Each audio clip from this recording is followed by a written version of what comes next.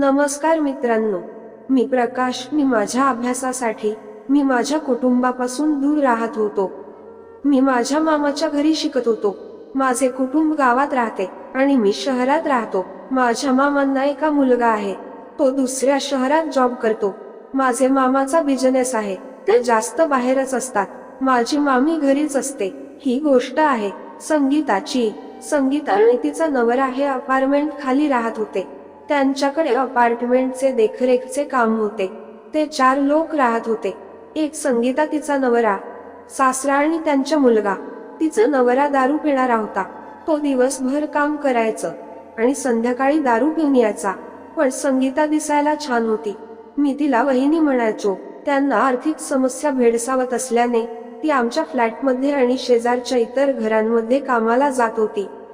तिचे आणि माझे जास्त बोलले होत नव्हते, पण तिचा स्वभाव चांगला होता. तिला कुठले काम सांगितले तर ती नाही म्हणायचे नाही. प्रत्येक काम करते म्हणायची, पण ती आमच्याकडे काम करत नव्हती. आमच्याकडे दुसरी बाई यायची. मी फ्लॅटमध्ये जाताना किंवा येताना तिचा मुलगा खाली खेळत असे तेव्हा त्याचा लाड करायचो. कधी कधी तो गेट पर्यंत पण यायचा, तर मी त्याला त्याच्या घरी सोडायचो. तेव्हा ती हसून माझे आभार मानायची. एकदा मामीने मला मेंटेनन्सचे पैसे द्यायला सांगितले. मी पैसे द्यायला तिच्याकडे गेलो. तिचा नवरा बाहेर जात होता. मी म्हणालो, मेंटेनन्सचे पैसे द्यायचे आहे. तो पहिला खोलीत होता. त्याने आपल्या बायकोला आवाज दिला आणि तो निघून गेला. मी बाहेर उभा होतो. ती लगेच आंघोळ करून आली होती आणि अर्थवट त्याच्यात होती. मला पाहिल्यावर तिला थोडं वेगळं वाटलं आणि ती आतमध्ये गेली. मी पण पहिल्यांदा तिला अशा अवस्थेत पाहिले होते. त्यानंतर ती थोड्या वेळाने आली आणि म्हणाली, मला माहित नव्हतं तुम्ही आहे, कारण माझ्या नवऱ्याने मला आवाज दिला होता. मी म्हणालो, काही हरकत नाही. होते कधी कधी आणि बोलत होतो. तिने मला पाणी दिले. मी म्हणालो, पाणी असू द्या, आणि मी तिला पैसे दिले आणि तिथून निघून आलो. त्या दिवशी मला थोडा वेगळे फील झाले, पण मी थोडं दुर्लक्ष केलं.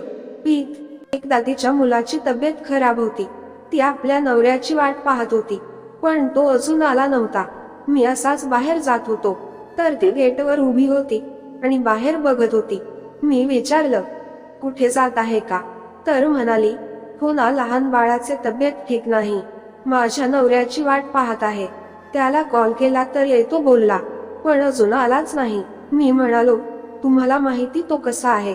तुम्हाला काही हरकत असेल तर चला, माझ्यासोबत चला. तिने थोडा वेळ विचार केला आणि ठीक आहे म्हणाली.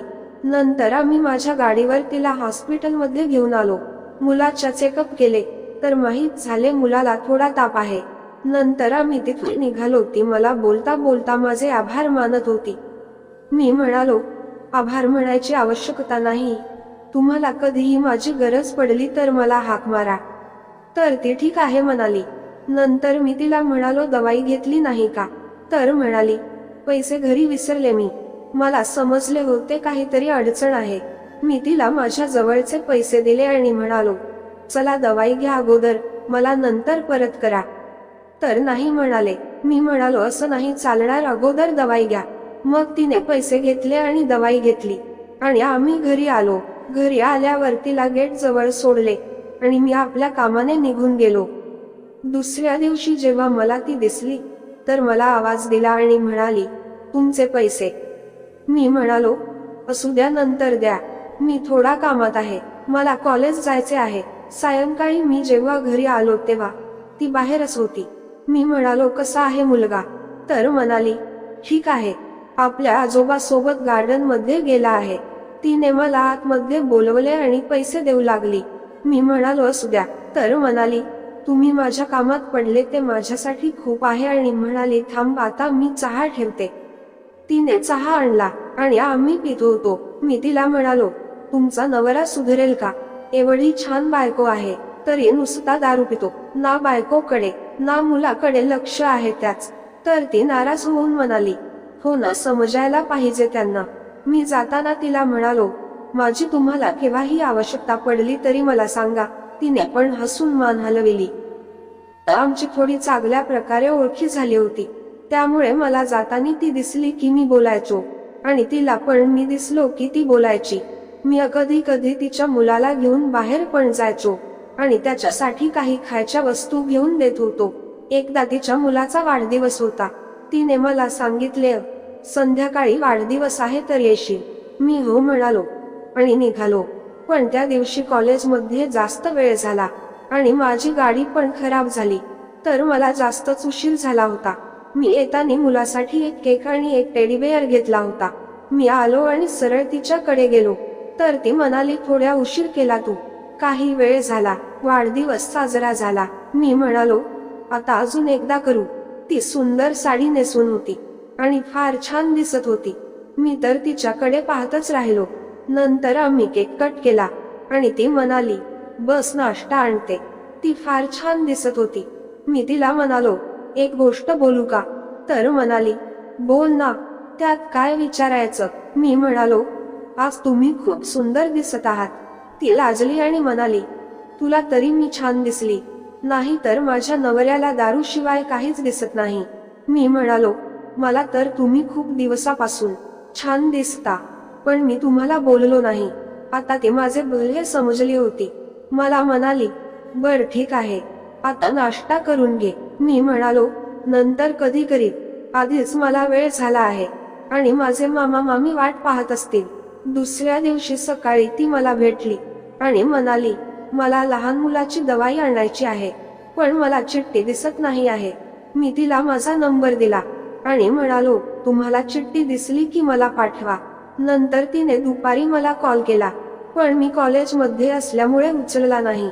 त्यानंतर तिला कॉल केला, तर तिने मग चिठ्ठी पाठवली. मग मी दवाई आणून दिली आणि संध्याकाळी तिला द्यायला गेलो, तर लहान मुलगा होता नाही. मी विचारले कुठे गेले, तर म्हणाली, आजोबा सोबत गार्डन मध्ये गेला आहे. आणि तुझा नवरा?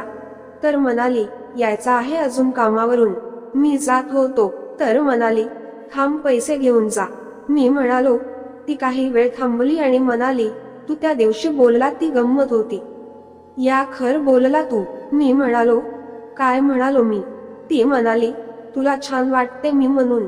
मी म्हणालो, मला तुम्ही खरंच छान वाटता, पण तुम्ही मला वाईट समजू नये म्हणून मी बोललो नाही. आता ती म्हणाली, यात वाईट काय? आता मी समजलो होतो तिच्या पण मनात काहीतरी आहे म्हणून. मी अगदी जवळ आणि म्हणालो, आधी नाही सांगायच का? ती पण जवळ आणि म्हणाली, तू पण नाही सांगितले ना. जाताना मी तिची खूण काढली आणि म्हणालो, जातो मी. ती पण हसली आणि ठीक आहे म्हणाली.